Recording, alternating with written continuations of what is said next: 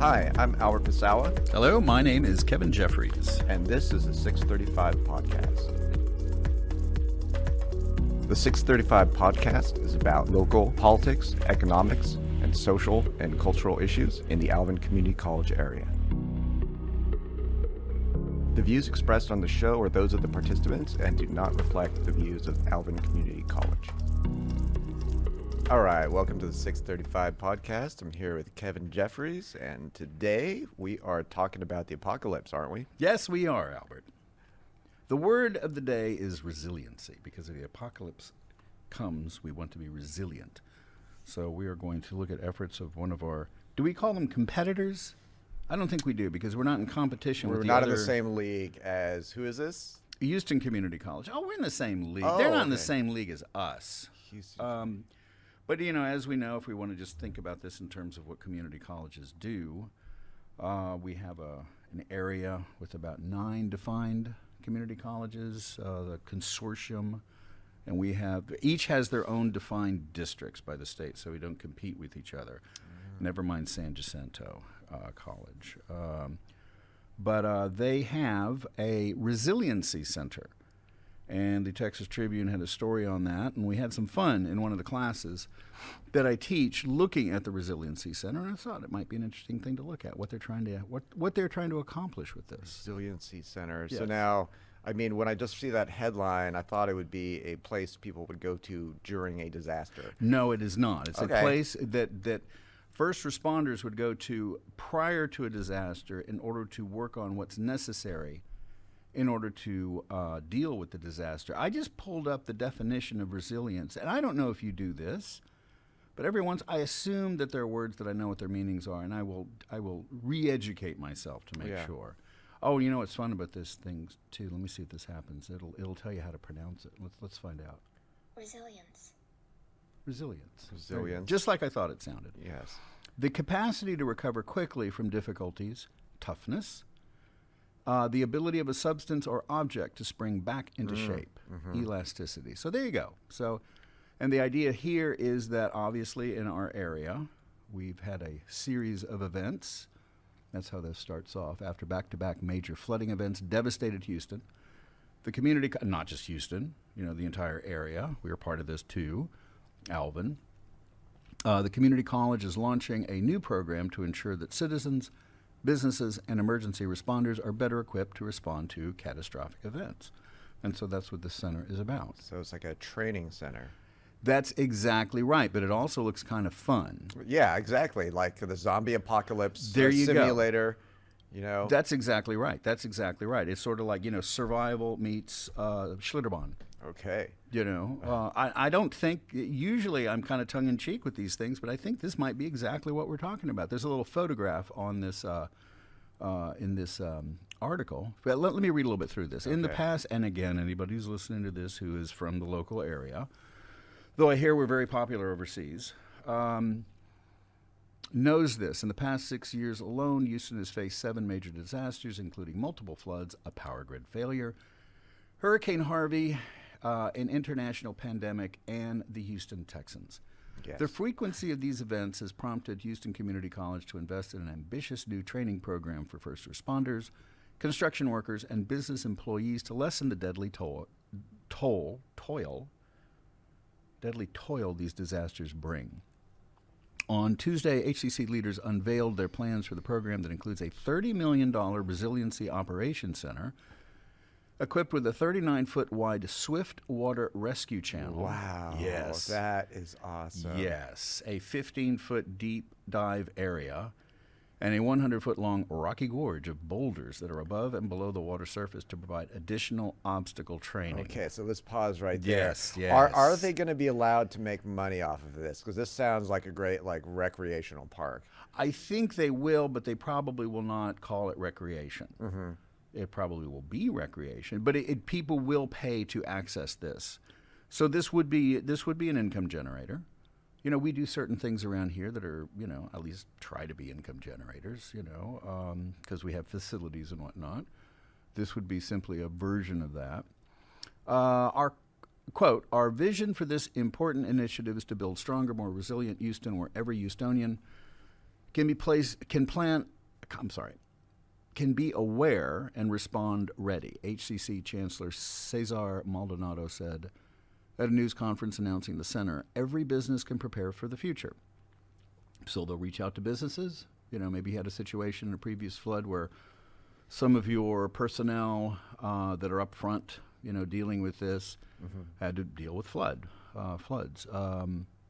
The disaster simulations part of the Resiliency Operations Center is at the heart of this new program, which will train first responders and residents in how to tackle flooded residential streets that include obstacles like floating debris, underwater vehicles, and downed power lines. Ooh, nice. I mean, is there going to be like electricity flowing through this thing? I have so many questions. The center will include training in rescue vehicles and will be used year-round to replicate various emergency situations. What a firefighter would go through with the coursework to get certification would be much different from a citizen, Maldonado said. But certainly citizens are going to be using that facility to have a better understanding of what flooding means, what could be in the water, what kind of contaminants, what kind of hidden drains can cause problems for children. So it's not going to be just for the high-level first responders. You remember, you were here for all of that, right? Oh, Harvey? Yeah. Yeah, and some of the other ones. I sent you some PowerPoints also. We're going to look through that in just a second. Now, first question, because this sounds super cool. Are we going to be able to send like a representative from ACC to train at this place and bring back the wisdom so that we could be better prepared here? I think that could potentially be part of professional development. And I bet if we went up the food chain, we could probably find some people that would be willing to go. Yeah. Maybe we have some individuals, I know someone that I might be interested in nominating. Be like a conference. For that. It could be. Yeah. But again, I don't know. Have you seen the photograph?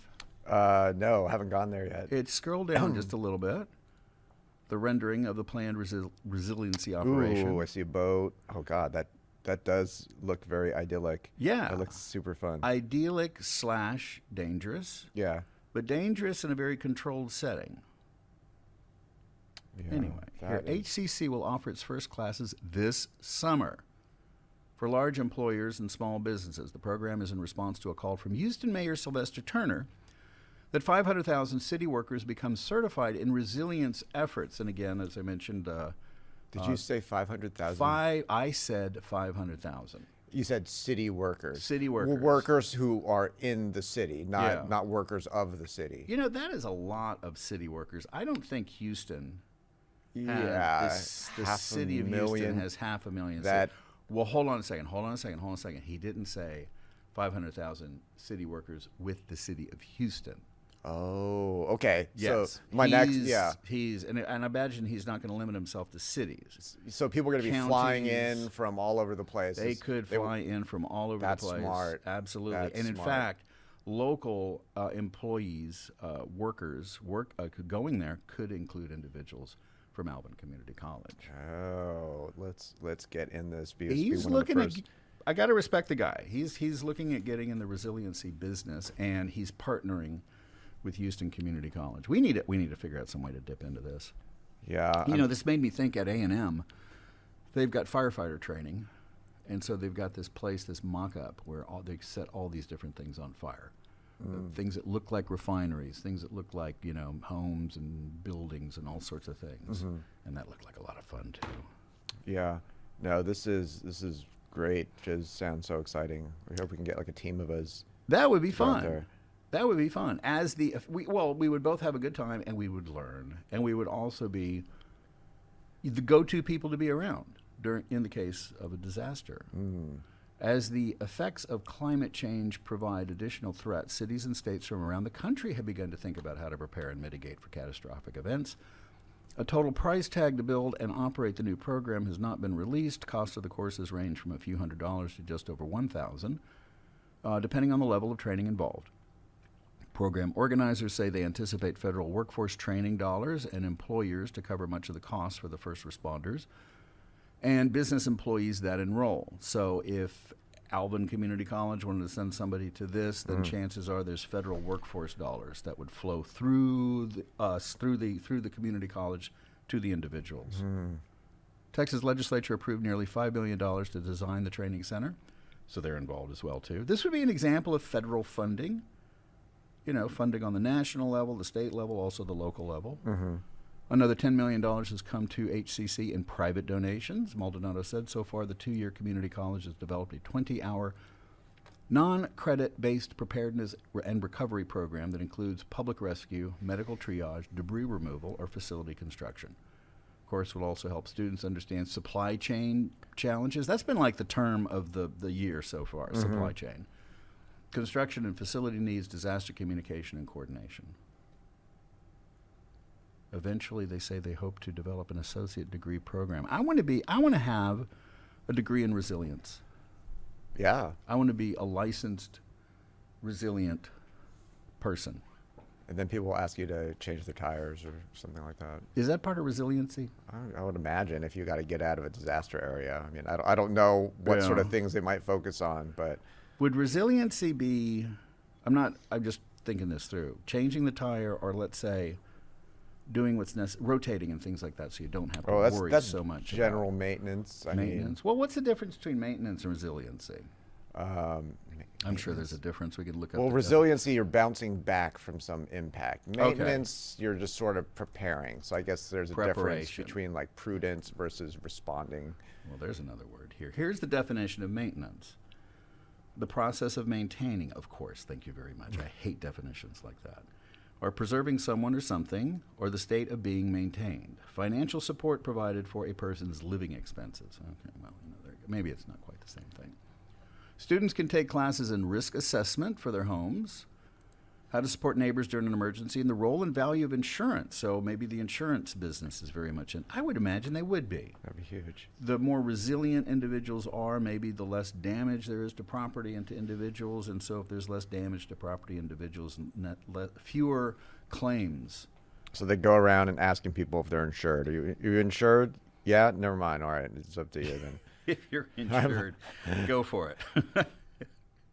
I'm just thinking, too, I mean, do they send different, items your way? You remember all the crazy things you would find out, too, when, you have floodwaters. But my favorite thing is those balls of fire ants. Ooh. Yeah, fire ants, the way that they would survive is they form into these big balls. Oh. And the minute they hit something, the ball, it kind of explodes and it latches onto whatever it hits. And if that's a person, next thing you know, you're covered in fire ants. Snakes come out, and again it's highly polluted because all of the muck that's everywhere is in the water. So I guess that's part of what you have to learn about as well too. What are you likely to be exposed to in the floodwater? Oh, alligators and stuff. Alligators, in addition to zombies. Maldonado said, well, if you have enough of the, depends on the chemicals. So sometimes there will be the zombification process that will begin.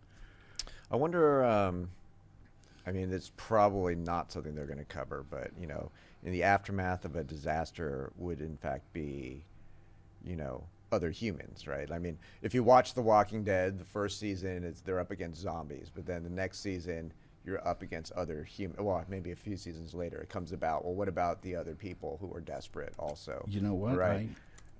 So... I don't know, what to do in a riot. I don't know. Okay. Here, I might have an answer for you right here because I just pulled up online the homeowner's guide to zombie insurance. Zombie insurance. So, and this is from 2020, so somebody has, in fact, actually considered this.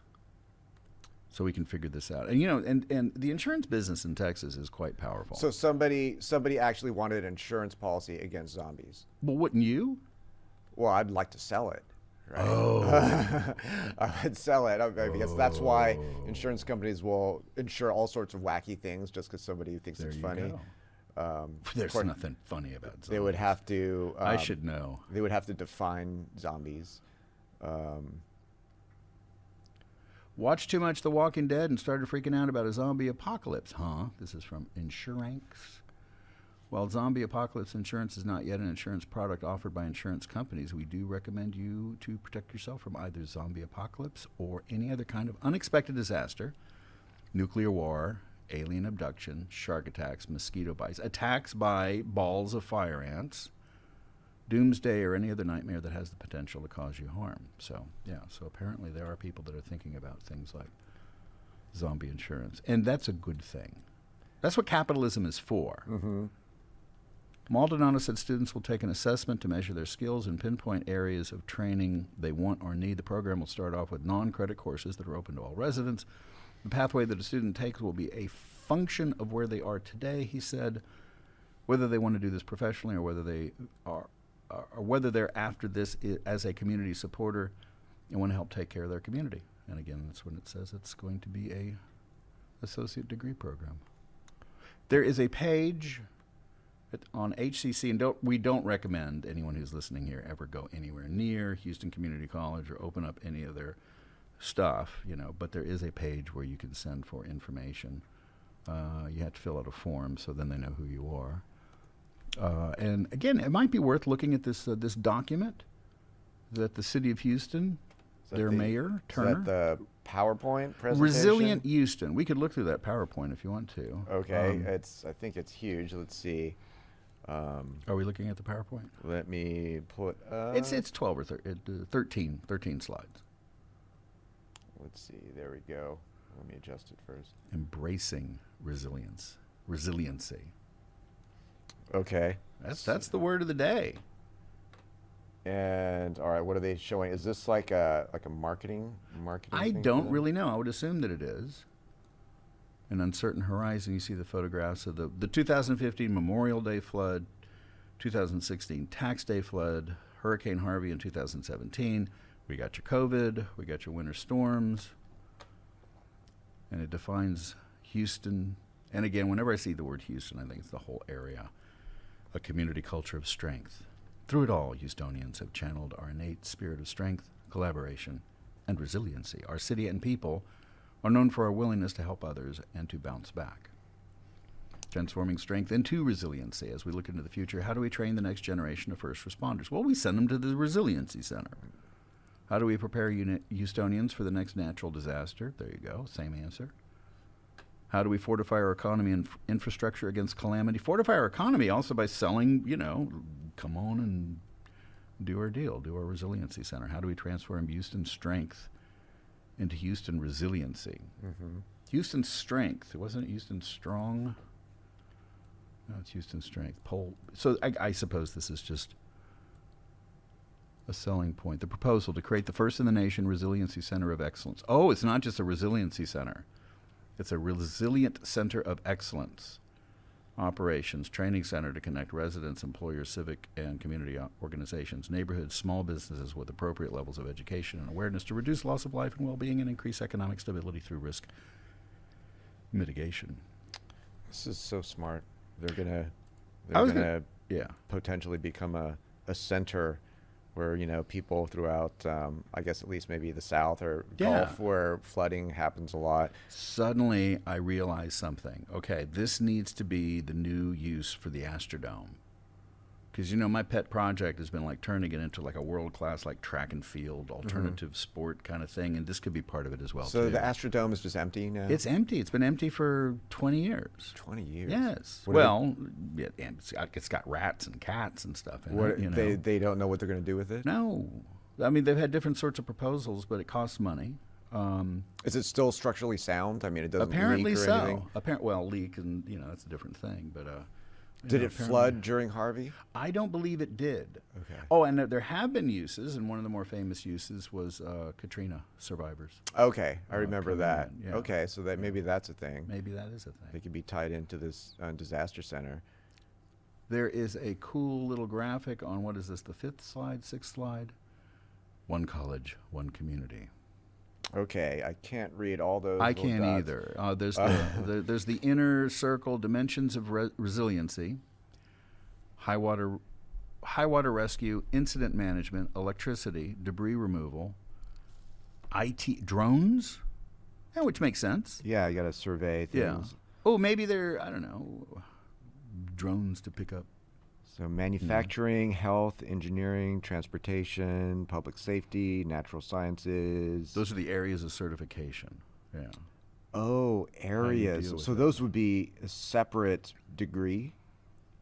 Dimensions of resiliency. Yeah. High water rescue. To be resilient in public safety is different than engineering or digital resiliency. Global energy. Okay, so let's... Logistics. That's another big word, too. I wasn't even really thinking much about logistics until we've seen what's happened in Ukraine. Yeah. Facilities design, debris removal. Okay, this is interesting.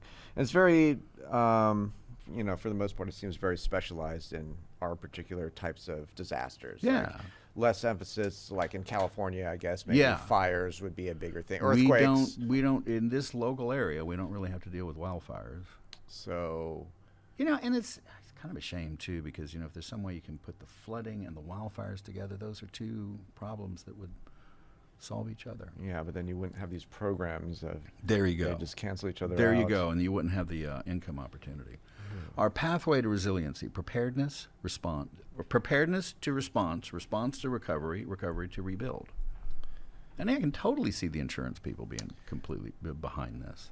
So it looks like HCC did a good job finding a niche, and I'm already thinking, could we be a satellite partner? Like, what could we have to offer here? We got a lot of land, I think. I would suppose that we would look at what makes us unique. We still, though I think this has been surpassed during Harvey. I believe so, but I may be wrong. There was this tropical storm Claudette that came through here in 78 or 79, parked itself right above Alvin and dumped 41 inches of rain in 24 hours, and that was the record rainfall. I remember hearing that. Yeah. Like we broke some record. But I think that the last hurricane broke that up in Houston. Anyway, I'm looking now at that PDF, Resilient Houston, and so I would imagine this is something primarily the brainchild of the Houston mayor, Sylvester Turner, and putting this idea out there. So where do you get the funds for this? Well, we can find out. I think I mentioned sent it in the article. I just forgot. In the article, they mentioned that there was like $10 million in seed money for this project from the Texas legislature the last time they met, when they met last year. So the legislature specifically gave HCC money, or... I don't know. It doesn't say specifically there. Here's what the whether it went to HCC or it was just available, I don't really know. Where does it? Let's back up. We could find that out. I wish they would have a link to the law itself. Is it like so we a can see grant? how this Is it out there? We could apply for a grant, some type of disaster. I don't know. Yeah, definitely. I don't know. We need to find out. Yeah, maybe some of our listeners can chime in in the comment section about what could Alvin ACC or the Alvin community offer in terms of disaster preparedness. I remember that, emergency preparedness was a thing at my graduate program up at U of H. The Texas legislature approved nearly $5 million to assist the training center.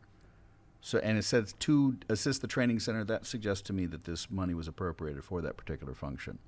Now, where it was appropriate, I don't know. That'd be some good stuff to follow up on. Yeah, let's find out if there's an open grant that's out there that we could apply for. Are you getting tired of teaching economics? I might be getting a little tired of teaching government. We could get into the resiliency business. Resiliency. We just have to find our niche disaster scenario. Exactly. I'd have to work on getting I was thinking we have a lot of land, maybe a giant mud pit. Where you could specialize in how to pull a car. Oh, man, we can go so many directions here. We could also, there's an opportunity to kind of merge this with the, we don't do like physical education or anything around here, but No, we have a yoga class that goes on in H building. Mud yoga, that could be a thing. But there's also these mudders, right? The people that tough mudders, it's a race. There you go. People like to struggle through and then take pictures and post it. And emergency resilience, that's all a struggle. That's right. We could turn it into some type of camp where middle class people can go through a disaster, and then they'll have all these pictures they can post on Instagram and maybe get an award or something. Yeah, we could kind of figure out, okay, what are worst case scenarios, and kind of replicate those sorts of things. So if that happens. And hopefully it doesn't, but it certainly will for some people. Mm-hmm. You just don't know who it's going to be. Oh, actually, to be a little bit more serious, you put somebody in a car, put it in water. See what happens when it starts to sink. Isn't You hear those stories. I mean, it's awful. Isn't HCC already doing that? Aren't they doing something in a pool of water? I mean, I don't know, vehicles in water or debris in water. I don't know. They got the big pool of water. That's the problem. We don't even have a pool. Yeah, you could put somebody in a cart, push it into the water, see what happens. See, so you're actually in that situation. I have a kid that's doing skydiving, and and they will kind of like give you an idea about what kinds of things can potentially go wrong. He did a bunch of jumps yesterday, and one of the first ones, there was a little bit of tangling on the strings that he was told to kind of expect happens and what sorts of things to do, and he saw it and he dealt with it, and he's still alive. Wow. So yeah, this stuff could be very useful. And we do have a police academy here, and I guess love this. Are they part? Is the police academy part of ACC? Yes, it's the Alvin Community College Police Department. Okay, so maybe our specialty could be in the human element of the sort of apocalypse. Exactly. Like riots, looting. I do know increasingly that there are police departments that are wanting to make sure that their personnel are healthy physical specimens. This could be also a way to kind of keep them on top of that. The problem is we would have to provide them with human actors, riot actors, and so. Ooh, that might be kind of fun. We could have the riot of Alvin Community College. We could have the blue. We can organize volunteers from around Alvin if they would want to be protest something, yeah, and then just. Or raid, we could have maybe a building like a fake store, and they could like be raiding it, or something. I'm scrolling through this PDF, and it's interesting. Preparing for the next million. Houston, and it's talking about the city of Houston. 2.3 million within an area of what are we like, touching 7 million or so in the metropolitan area. Houston's growth has been exponential. Population of 2.3 million, 17 times what it was 100 years ago. By 2050, there may be 1 million more Houstonians and 4 million more residents in the regions as we set a vision for a more resilient Houston. Do it with that change in mind. You have more people coming in. And every time you have more people coming in, you have more people that aren't familiar with the sorts of things that can potentially happen disaster-wise here. What was this, from the article? Yeah. Okay. I'm sorry, no, the PDF that I linked to. PDF or the Resilient Houston. The PowerPoint, you mean? No, there was a PDF also. Let me find it. Oh, wait, was that super long? Was that the super long one? Yeah, it's about, 80-ish. Oh, it's 188 pages. But some of them are blank, and I'm looking at this one that just... I see. Yeah, it's just a paragraph in a fancy font. Let me just show them Resilient Houston. What is urban resiliency? The capacity of individuals, community institutions, businesses, and systems within an urban area to survive, adapt, and thrive no matter what kinds of chronic stresses and acute shocks they experience. That's an entire page. This is fascinating. Like, now, what is the upshot of this 188-page PDF? What are they trying to show? Is this like a big ad for them? I think it is basically a promotion for focus on resiliency. Dealing with the floods and tragedies that we have, that we're going to have. We know we're going to have it. I mean, how many 500-year floods have we had in the last decade? Yeah. They don't make 500 years like they used to. I mean, they used to take a lot longer, but right now, no. Okay, so this. So this is just telling us. And a variety of other factors related to it as well, too. Wow, Houston's history of building forts. So this PDF is, I don't know, they're doing some historical stuff. Support small business to better withstand any disruption. So this seems to be is this like a guidebook? This is very interesting. You know what it could also be, too? I think every time you have something like a flood or a hurricane or whatnot, I'm sure California deals with the same sort of thing with mudslides and all the rest of that, and earthquakes. Oh, whenever that happens. You have some businesses that are concerned. Do I really want to move to a place that is subject to these sorts of things? Well, if you're in a resilient, an area with a population that's resilient, that can deal with these things, then maybe you can, because things do happen.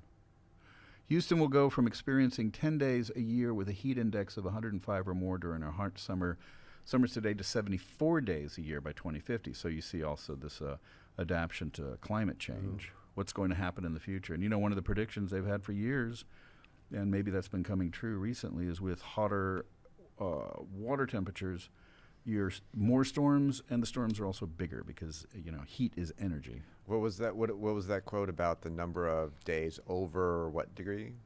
Oh, there was like 75 days of. Oh, you don't have to. Well, it said heat index. Heat index of 105. Okay. So 75 days of that. Yeah. Well, in 2050, they're anticipating. In 2050, that. Okay. So we're trying to adjust. So I guess again, selling the idea that this sort of these sorts of activities are important. Yeah, that's. I'm blown away. This is a really awesome idea by HEC, and I'm just thinking, what could we do? What could we offer? Or, of course, we can just send people off there, training, get staff, have a certain number of designated people who are trained in that manner, or even work out a deal to make sure our Alvin Police. Now, the Alvin Police, the ACC Police, they're part of ACC as well. Well, they're all different. You have police department. Every individual governing entity has its own enforcement wing. Well, I don't think like municipal utility districts do, but maybe they do. I don't know. Some guy with a shotgun and a trailer. But yeah, independent school districts have their own police forces. We do. The county does. The several, and the city does as well too. So, I'm sure they're into this. I'm sure they're quite aware of this. Yeah, I mean, this would be up their alley. Get some of our officers trained up there. Yeah. Maybe the people who spend time here at Alvin. Yeah, and again, it's obviously very serious stuff, but it's kind of fun too. The training. Yeah, that's great. Yeah. So, anybody interested in this, wanting to get a degree, that's Houston Community College. And if you want to look at some of their material, well, first go to the article that we went through. Texas Tribune, and the articles were in that, the links to the PDF and everything were in that article, because there's plenty to look through. There's plenty to look at, or you can go to my blog, go to the Weaker Party, just Google that, and you'll see an entry from today, April 28th, 2022. That's today's date. Okay. Well, it's today's date. It's not, when you're. I don't know when you're listening to this. So it's probably not April 28th. All right. Well, that's a nice find, Kevin. Thanks a lot for finding that out. And thank you, Albert. Maybe we should go learn how to be more resilient. That's a great idea. All right, man. Talk to you later. Bye-bye, everyone. Bye.